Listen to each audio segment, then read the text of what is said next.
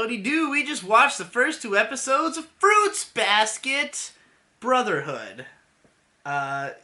So you've been reading the Fruits Basket manga leading up to this. Yeah. I have, I've never really watched or read it.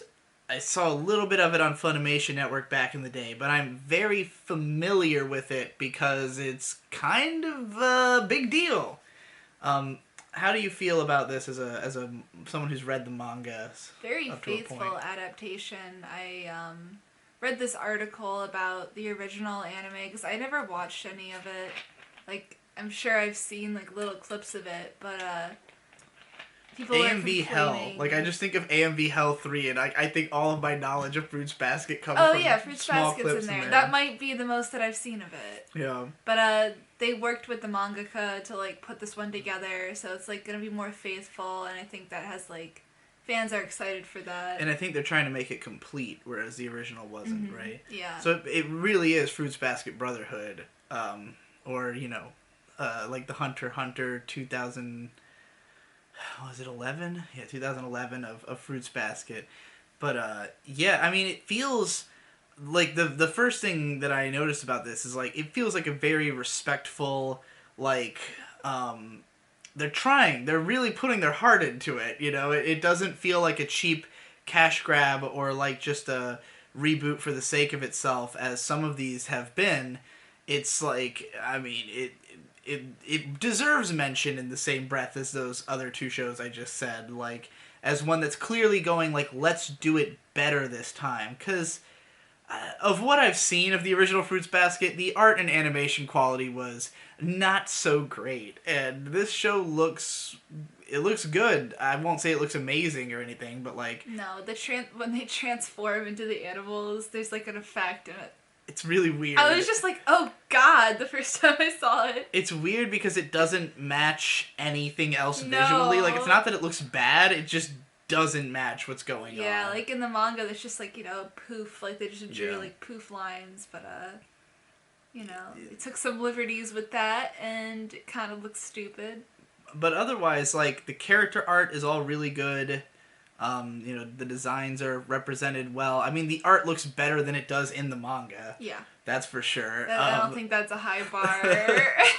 The backgrounds are good. So yeah, like, it feels like they were approaching this like, this is a legendary manga. We are going to do a sincere job at trying to make it as good as it could be as an anime, which I appreciate. And experiencing the story sort of for the first time, it's odd. Like, there's little bits and pieces I know. Like, I knew the cat and the rat were, like, they fight, and I know that, the general personalities they have. I knew that the main girl was homeless, which is probably the biggest hook of this show for me, was that, like, right away, the main character comes crawling out of a tent for her first day of school, and I'm like, yeah, okay, I want to know about that, like, that's way more interesting than her just being a regular-ass high schooler. Yeah, and the more they'll talk about her backstory, I think the more interested you'll be in her.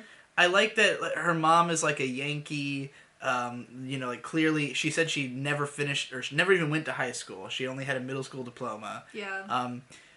There's a lot of relatability for me in the way this girl was raised, because my parents are a couple of sort of delinquent party animals who tried their best to raise their kids in the opposite way of how they were raised. Like, my dad was very encouraging of me to finish high school because he did not finish high school. He dropped out to join the military as soon as he turned 18. My mom was somebody who, like, ran away from home at 16, and, like, didn't go back and just, like, worked odd jobs forever. So, like, the idea of having these parents who were very dedicated to, like, I'm gonna do, I didn't have it the best, and as a result, I don't have all the means to give my kid the best life possible, but I'm gonna do everything I can, in as far as what I have at my disposal to make that happen. And then, like, a lot of my I would say the only reason I didn't come up like horribly spoiled, because unlike her mom, my dad eventually did make a lot of money and did kind of spoil Your his parents kids. didn't die. Yeah, they didn't really instill the kind of hardworking values in us that this character has, but that sort of almost guilt complex of like a desire to do everything on your own and, Not be a burden on anybody else and just right. work the hardest you can because that's the only way Yeah. you can like find your worth in the world. That's something that was instilled on particularly my brother Victor, because I, as a man who had two younger brothers, realized that I could just manipulate other people into doing things for me and didn't really completely pick up these values. But like I think Victor is more similar to this character as somebody who is like, would just set up a tent in the forest as opposed to being a burden. They're used to being the punching bag. Yeah. So, so I'm just saying that, like, I appreciate this character, and I like that she is, she's in many ways the hero we need as somebody who does not have a victim mentality at all, even though she very well could. Like, she could easily be like, woe is me, my life is shit, like, I'm the one who everything bad has happened to. Never even crosses her mind. She's always just like, I just gotta do what I gotta do. I mean, it is the way it is. I don't want to be a burden on anybody. I don't want to be in anyone's way. I'm just gonna do my best, regardless of what happens to me, and like... Yeah, and I mean, people do take advantage of her, like, the people she works with. Well, you kind of get the sense that part of the idea of this show is going to be teaching her that, like, okay, just because you're not being a burden on anyone doesn't mean you have to let people take advantage of you. You're worth something, and you should... It's about not... Like, she has the virtue of she doesn't cry or beg or feel entitled to anything, but she needs to also have the virtue of not letting other people do those things to her, But yeah, I appreciate that as a sort of narrative, and I also think all the characters seem pretty strong so far. Like they are multifaceted. Yeah. In a way that I didn't expect. Like, because my knowledge of this show is basically, well, the cat is like the brash, dumb Inuyasha idiot. Like the guy. This is like what the main guy was in every shoujo of this era. Yeah. It's just like the. It's good to see him back. Yeah, in a world of isekai protags, it's good to see him back. To get back our hot-headed, arrogant, like, fuck boy. But then, and then you've got the rat, who, in my mind, from what I had seen of the show, seemed like more of a deceitful, snarky asshole. But he's not really. He's more of a sad boy. He's really just kind of a dick to the cat, even though it's clear that he cares about him a lot, a lot, like a little too much, if you know what I'm saying. But not that there's anything wrong with that.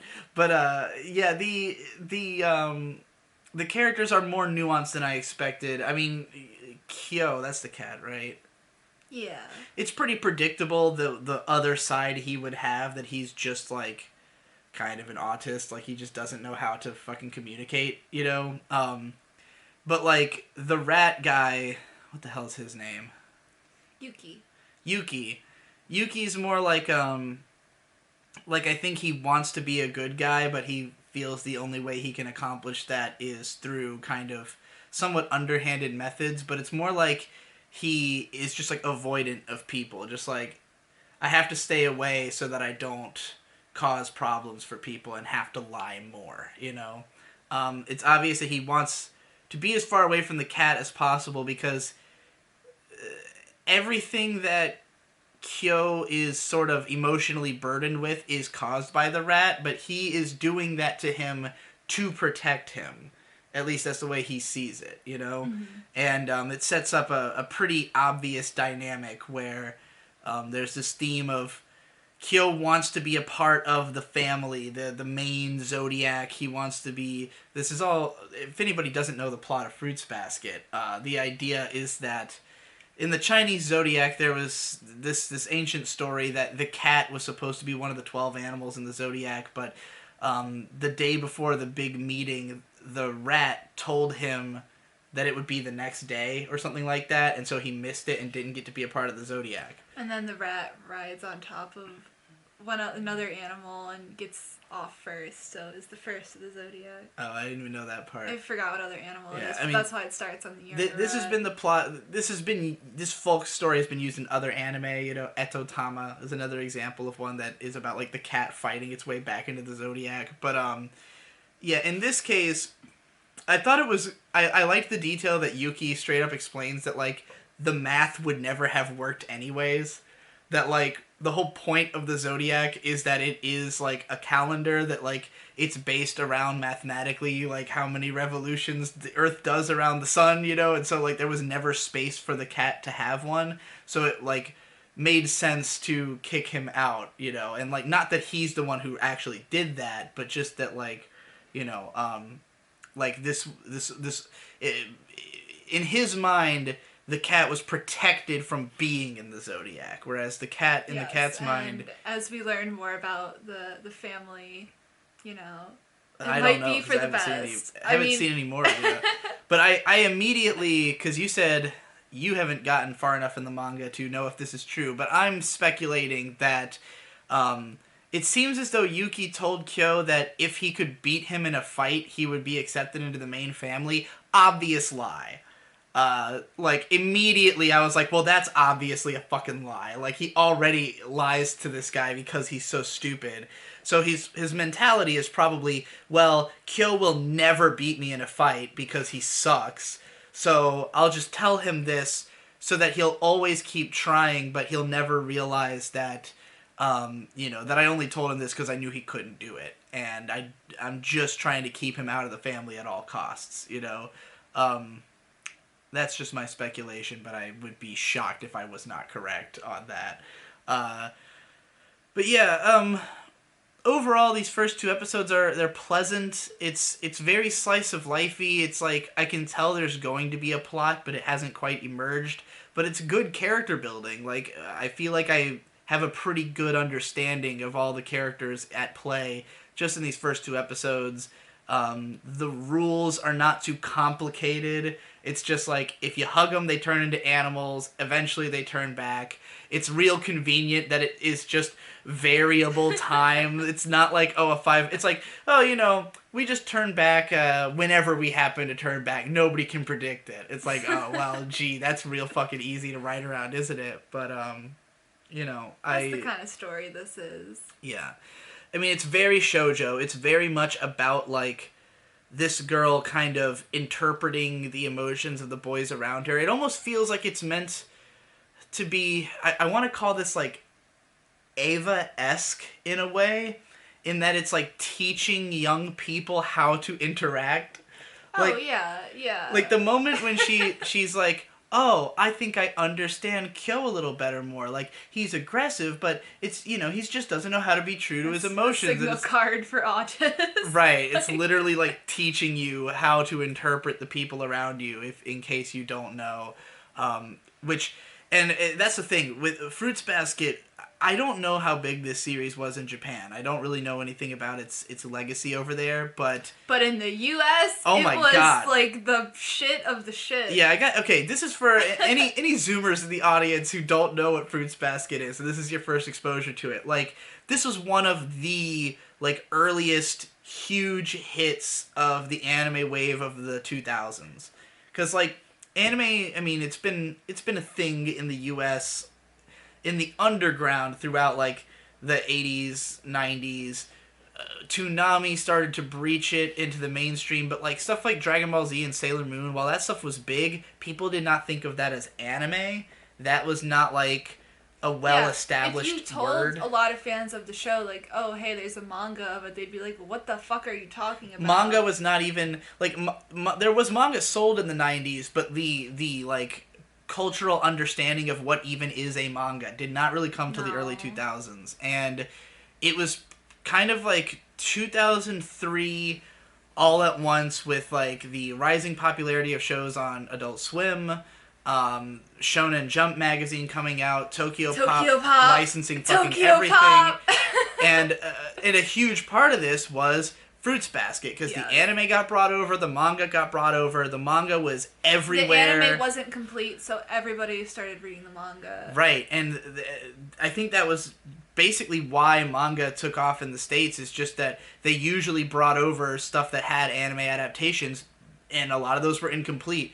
Fruits Basket is like one of the few manga that you could usually find at a school library. You can find it everywhere, even today. Yeah. Like, go to a used bookstore, I guarantee you'll find Fruits Basket. Yeah, it was fucking everywhere. And, like, all the girls I ever knew who were into anime, Fruits Basket was one of their favorites. It's really funny, because I feel like Fruits Basket was aimed specifically at girls my age. Because I am Year of the Dog, like, the main character. So it's like, this main character is meant to appeal to girls that were born the same year I was. Born in the early 90s, 1994. Because, like, you know, the Chinese zodiac is 12 years, so... Yeah. But, like, I never read it when it was coming out, but, like, everybody I knew did. Yeah, it was, like... It's really funny. I mean, well, you're a contrarian, so... Well, I didn't read it because I'd see people who I thought it was cringeworthy that this would be what they were reading. Right. Like, oh, that seems like the most stereotypical thing to be reading, and I wasn't really interested in manga at that time. It's kind of funny that it is extremely stereotypical, but I also think that it might possibly be responsible for some of those stereotypes that, like, maybe other manga trying to copy these characters and not doing as good of a job is why they come off, like, because, again, like, each of these characters, like, at first glance, I'm thinking, all right, that's the brash one, that's the manipulative one, but, like, they are a little bit more complex than that even right from the start. They're not just and they one keep note. adding layers. Like, these characters are great, and that's what moves the story forward, because the art in the manga is dog shit. Yeah. Like... It looks... at a glance, I've always thought it looked pretty bad. It's not a good-looking manga, so, like, when I'd see people reading this, I'd be like, this looks like... I could draw better characters than this.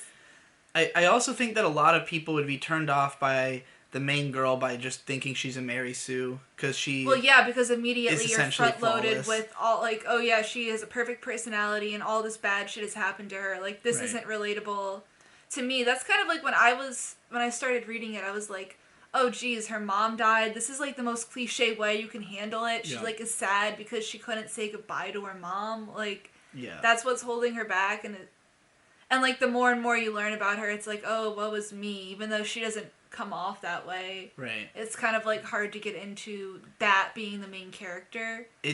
I think that she is responsible for a lot of Mary Sue characters. Okay, I think because this Tokyo Pop realized that this is what people wanted, they'd keep licensing stuff like this. Yeah, that and, like, when I think back to the fan fiction era, like, when fan fiction was really taking off in the early 2000s, like, so much of what people criticized about fan fiction was, like, their resemblance to Fruits Basket. Like, it was always a girl who had everything bad happen to her, but she's perfect, and surrounded by pretty boys with one-note distinctive personalities and, you know, that are drawn from, say, an animal. Like, it's literally on paper is the most stereotypical thing possible, and the fact that it's better written than most is the only thing that makes it good at all. Like, if it was any less well written, it would be the most cliched thing imaginable. And I think that because of that, so many people just who aren't great writers just copied the surface details of it and made shit fan fiction forever. And that's why we have, like, the Mary Sue as, like, this pop culture idea, is, like, so many people trying to copy this character, but not... Like, when I watch it, I don't really think of her as a Mary Sue because I see this as a flaw. No, like, the fact that she has this personality. And other people in the world around her can see this flaw, and they want to take care of her, and, like, they want to do things for her or take advantage of her. And because she's not presented as being very smart. And maybe that's harder to see when you are that age. Like, if you project onto this character and you relate to her, you might not think of her as dumb, you know? But, like, watching it for me, I see, like, the show clearly treats her like she's not that bright, you know? Like, they don't treat her like she is perfect. They treat her like she's kind of, airheaded, and like other people around her look at her and they're like, man, I really respect that girl and I want to protect her, but man, she is dumb. Yeah. So I think that's kind of how they get away with it, Yeah, and it makes her it's just somehow self-awareness lovable. that obviously a teenager trying to copy this story is not going to have. Yeah. Um, but yeah, I would say it's pretty all right. I don't know if I can see myself watching the entire show. Especially if it's gonna be like, how 24 episodes long. I don't know how long It it's might be. supposed to be. I It mean, might the be even original was longer. 24 episodes Yeah, long, I have so no this could idea be how easily long. 36 I don't plus. think it's like listed anywhere, but it definitely will have multiple seasons. They can do it for as long as they need to, because it's a huge property, Oh yeah, and people are clearly paying people attention. are buying into it, and Yeah. like the revival of shoujo, it's I happening. I mean, I think this is if oh anything, my god, this is one of the can best we talk signs about of this. the ANN article that was The created, spurned from this? spurned. You mean spurred? Yes, but spurned. The one where it was like six other shoujo that yeah. should be readapted. I complained about it in my Karikano Oh my god. video. What did you want to say about it? Oh, just fuck you if you're watching this. Well, I mean, it's funny because, like, in the case of Fruits Basket, it's obvious why it should have been redone. That, like, it was incomplete, the animation sucked in the original, like, it's a huge property. Yeah, it's a classic story that a lot of people, want to see done to a complete level. And, like, I don't think you need to redo, like, Kodocha when, like, it was not only good in its original, but it was, like, 102 episodes, and it's not that hugely famous worldwide in the same way. It was just like, well, it's just a clickbait article, so well, whatever. yeah, I know. It's just like yeah, I think this show is a step in the right direction for these types of, like, this is what you want from a revival reboot thing. Like, this is what you always hope it's gonna be, is like respectful of the source material, more accurate than before, better looking than before. You want it to be like this. So I'm sure that a lot of people will be happy with this, and I don't know if anybody's going to be let down. Even more so than, like, Fullmetal Alchemist or Hunter x Hunter, because in those cases, like, the shows were a significant visual downgrade in a lot of ways from their originals. Yeah, and this is not like the that. case. Yeah. It's great to see a story like this animated because it adds more to what was, like, if they're doing the story the same and they have better graphics and they have backgrounds. Graphics. Yeah. Oh, the graphics are the one problem, because the only graphics is the fucking cloud explosions.